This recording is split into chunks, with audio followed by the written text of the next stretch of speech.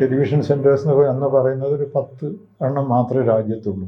പക്ഷെ എല്ലാവരും കൂടി ഒരു ഫാമിലി പോലെ വർക്ക് ചെയ്തു. പിന്നെ എല്ലാ ദിവസവും 1 മണിക്കൂർ പ്രോഗ്രാം. പിന്നെ സ്റ്റുഡിയോ ഇല്ല, സ്റ്റുഡിയോന് പകരം സെറ്റ് കൺസ്ട്രക്ട് ചെയ്യുന്ന ഒരു ഷെഡ് ഉണ്ടായിരുന്നു. ആ ഷെഡ് അന്നത്തെ എൻജിനീയർമാരൊരു NC പിള്ള,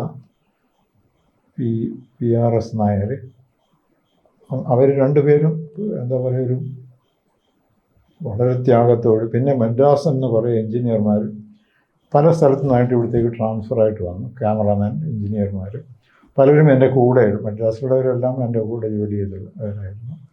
ഡൽഹിയിലുള്ള ക്യാമറാമാൻ, ഏറ്റവും മിടുക്കന്മാരായ ക്യാമറാമാൻ, സൗണ്ട് റെക്കോർഡിസ്റ്റ്, അവരൊക്കെ എൻ്റെ കൂടെ മുമ്പ് ജോലി ചെയ്തു. അതുകൊണ്ട് വ്യക്തിപരമായിട്ട് എനിക്ക് ആളുകളായിട്ട് നല്ല അടുപ്പമുണ്ടായിരുന്നു. മാത്രമല്ല ഇതൊരു പുതിയ സംരംഭമായതുകൊണ്ട് ആളുകളും വളരെ ത്യാഗ മനസ്ഥിതിയോടുകൂടി തന്നെ ജോലി. ഒരു ഓഫീസ് ടൈമോ അല്ലെങ്കിൽ ഒരു നിശ്ചിത സമയം ഉള്ള ജോലി അങ്ങനെ ആയിരുന്നില്ല. ഏതാണ്ട് ഞാൻ ആ കാലത്ത് 18 മണിക്കൂർ ജോലി ചെയ്തിരുന്നു. ഇപ്പോഴും എനിക്ക് അതിനുള്ള കപ്പാസിറ്റി ഉണ്ടായിരുന്നു എന്നുള്ളത് ഊഹിക്കാൻ പറ്റുന്നു. അതേപോലെ ഞാൻ ബാക്കിയുള്ളവരെ കൊണ്ടും 18 12 മണിക്കൂറെങ്കിലും ജോലി ചെയ്യിച്ചിട്ടുണ്ട്. അങ്ങനെയാണ് തുടങ്ങിയത്. പിന്നെ ഈ 1 മണിക്കൂറിൽ ഒരു വലിയ കംപ്ലൈൻറ്റ് ആ സമയത്തുണ്ടായിരുന്നത് മിക്കതും ടോക്കിംഗ് ഹെഡ്സ് ആയിരുന്നു ടെലിവിഷനിൽ കാണുന്നത്. ഇപ്പോഴും ടെലിവിഷനിൽ ഏറ്റവും കൂടുതൽ കാണുന്ന ടോക്കിംഗ് ഹെഡ്സ് ആണ്. ബിക്കോസ് പ്രൈവറ്റ് ചാനലിലൊക്കെ ഈ പണം ഇത് ചിലവാക്കാൻ വേണ്ടിയിട്ട് ചിലവാക്കുന്നത് കുറക്കാൻ വേണ്ടി എപ്പോഴും ചർച്ചകളും ടോക്സുമാണ്. ടോക്കിംഗ് ഹെഡ് ആക്ച്വലി ടെലിവിഷൻ അല്ല. പക്ഷെ എന്ത് ചെയ്യും, നിർഭാഗ്യവശാൽ അങ്ങനെയാണ് ടെലിവിഷൻ എന്നാണ് ആളുകൾ ധരിച്ചു വെച്ചത്. ടെലിവിഷൻ ഈസ് സംതിങ്, ഒരു അകലെയുള്ളതൊരു ദൃശ്യം, സമീപ ദൃശ്യമായി കാണുക എന്നാണ് ടെലിവിഷൻ തന്നെ മീൻ ചെയ്യുന്നത്. അപ്പോൾ ആദ്യത്തെ ഒരു കുറേ കാലത്തേക്ക് ഒരുപാട് ആളുകൾ ഇങ്ങനെ വിളിച്ച് ഇൻ്റർവ്യൂ, പലപ്പോഴും ഡിസ്കഷൻ. പക്ഷെ അതിനിടയിൽ പോലും ഇന്ത്യൻ ടെലിവിഷനിൽ ഏറ്റവും മികച്ചത് എന്ന് ഞാൻ ഇപ്പോഴും അഭിമാനിക്കുന്ന പല പരിപാടികളും ഉണ്ടായിട്ടുണ്ട്. കാരണം ഇതൊക്കെ കഴിഞ്ഞ് ഞാൻ എവിടെ നിന്നൊക്കെ പോയി കഴിഞ്ഞപ്പോഴും ആ സമയത്ത് റെക്കോർഡ് ചെയ്തിരുന്ന പ്രോഗ്രാംസ് പല തവണയും ടെലികാസ്റ്റ് ചെയ്തു. അതിൻ്റെ ഫോർമാറ്റൊക്കെ മാറി, ലോ ബാൻഡ് പോയി ഹൈ ബാൻഡായി, പിന്നീട് BCN ഇതുമൊക്കെ വന്നു. എന്നിട്ട് പോലും ഇത് ട്രാൻസ്ഫർ ചെയ്തിട്ട് എങ്ങനെയോ അത് പലപ്പോഴും റെക്കോർഡ് ചെയ്ത് പഴയ റെക്കോർഡിങ് കാണിക്കുന്നതായിട്ട് ഞാൻ കാണും. ആദ്യ ദിവസം ടാഗോർ തിയേറ്ററിൽ നിന്ന് ലൈവ് ടെലികാസ്റ്റ് ആയിരുന്നു, 1.5 മണിക്കൂർ. വളരെ നല്ല കേരളത്തിൻ്റെ ഈ എന്താ പറയുക, ഒരു പ്രൊഫൈൽ കേരള കൾച്ചർ അന്ന് ടെലികാസ്റ്റ് ചെയ്തു. പിറ്റേ ദിവസം മുതലാണ് നമ്മുടെ ശരിയായിട്ടുള്ള തലവേദന തുടങ്ങുന്നത്. പിന്നെ വേറെ ഒരു തീരുമാനം എടുത്തത്, അത് ഞാൻ പേഴ്സണലായിട്ടൊരു റിസ്ക് എടുത്ത് ചെയ്തതാണ്.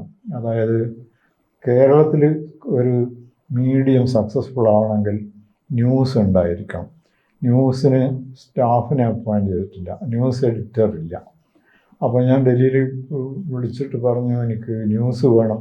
പറഞ്ഞു no, don't ever dream of starting news because you just cannot, because you don't have staff, you don't have facilities. ഞാൻ പറഞ്ഞില്ല, എന്തായാലും whatever the risk I am going to start. എന്നിട്ട് പിറ്റേ ദിവസം മുതൽ 15 മിനിറ്റ് നേരം, 10 15 എനിക്ക് ഇപ്പോഴും കൃത്യമായിട്ട് ഓർമ്മയില്ല, ആദ്യം 10 മിനിറ്റ് ആയിരുന്നു തോന്നുന്നു, ബുള്ളറ്റിൻ ടെലികാസ്റ്റ് ചെയ്യാൻ തീരുമാനം. കുറേ 5 6 ന്യൂസ് റീഡേഴ്സിനെ സെലക്ട് ചെയ്തിരുന്നു. മലയാളത്തിൻ്റേതായിട്ടുള്ള പ്രതിഫലനം, കേരളത്തിൻ്റെ പ്രതിഫലനം ആയിരിക്കണം ന്യൂസ്.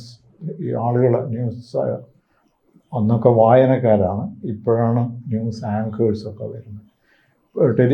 ഇപ്പോൾ DG പ്രോംപ്റ്റർ ഉണ്ട്, പിന്നെ ഒരുപാട് സാങ്കേതിക സംവിധാനം. ഇത് എഴുതി കൊടുത്ത് അത് റിഹേഴ്സ് ചെയ്ത് വായിക്കണം. അങ്ങനെ ഒരു 5-6 പേര്, വളരെ മിടുക്കന്മാരായിട്ടുള്ള 4-5 പേരുണ്ടായിരുന്നു. അവർ ഈ പറഞ്ഞതുപോലെ വളരെ ത്യാഗ മനോഭാവത്തിൽ ബുള്ളറ്റിൻ പ്രിപ്പയർ ചെയ്യുന്നതിൻ്റെ ഒരു 3 മണിക്കൂർ മുമ്പിൽ വരെ വരണം. സ്ത്രീകളാണെങ്കിൽ കേരളീയ വേഷം, സാരി തന്നെ വേണം എന്നൊക്കെ നിർബന്ധിച്ചു. എനിക്ക് ഇടയ്ക്കൊരു ദിവസം ഒരു ന്യൂസ് റീഡർ ഷർട്ടിലൊരു പാറ്റേൺ, ഏതോ ബ്രാൻഡൊക്കെ കാണിക്കുന്ന ഒരു പാറ്റേൺ. അപ്പോൾ എനിക്കിപ്പോഴും വലിയ സന്തോഷമുള്ള ഒരു കാര്യം, കേരള മുഖ്യമന്ത്രി കരുണാകരൻ സ്ഥലത്തുണ്ടെങ്കിൽ അദ്ദേഹം ടെലിവിഷൻ ന്യൂസ് കണ്ടിരിക്കും. കണ്ടു കഴിഞ്ഞാൽ ഒരു 5 മിനിറ്റ് കൊണ്ട് അദ്ദേഹം എന്നെ വിളിക്കും. അപ്പോൾ അങ്ങനെ ഒരു ദിവസം അദ്ദേഹത്തിനോട് ആരോ ചെന്ന് പറഞ്ഞു. എന്നിട്ട് എന്നെ വിളിച്ചിട്ട് പറഞ്ഞു, എടോ ഇന്ന് വായിച്ച ആൾ ഏതോ ഷർട്ടിൻ്റെ പരസ്യം പ്രകടിപ്പിച്ചു എന്നാണല്ലോ കാണുന്നത്. ഞാൻ പറഞ്ഞു, സാർ ഞാൻ അത് നോട്ട് ചെയ്തിട്ടുണ്ട്, ഞാൻ പിറ്റേ ദിവസം തന്നെ വിളിച്ച് അത് മാറ്റണമെന്ന് പറയണം. അത് തിരിച്ച് പിന്നെ അത് മാത്രമല്ല, അദ്ദേഹം ഈ ന്യൂസ് ബുള്ളറ്റിൻ്റെ കണ്ടൻറ്റ്, ഇന്നയാൾക്ക് ഇത്ര ഇത് കൊടുത്തു, ഇന്നയാൾ, എനിക്ക് തോന്നുന്നു അദ്ദേഹത്തിന് ആരോ കാര്യമായിട്ട് തന്നിരുന്നു. എന്തായാലും അദ്ദേഹം വളരെ സ്നേഹത്തോടു കൂടി എന്നെ വിളിച്ച് പലപ്പോഴും ഈ ന്യൂസിൻ്റെ പേരിൽ അദ്ദേഹത്തിന് ചിലപ്പോഴൊക്കെ അതൃപ്തി ഉണ്ടാകുമ്പോഴൊക്കെ, ഒരാഴ്ച കഴിഞ്ഞ് ഈ ആദ്യ ദിവസം ബുള്ളറ്റിൻ പ്രിപ്പയർ ചെയ്തത് ന്യൂസ് പ്രൊഡ്യൂസർ ബൈജു ചന്ദ്രനാണ്. അയാൾ എൻ്റെ അഭിപ്രായത്തിൽ ഇപ്പോഴും കേരളത്തിലെ ഏറ്റവും നല്ല ടെലിവിഷൻ പ്രൊഡ്യൂസറാണ്. അപ്പോൾ ബൈജു ഈ ടെലിപ്രിൻ്ററും ഒന്നും ഇല്ല.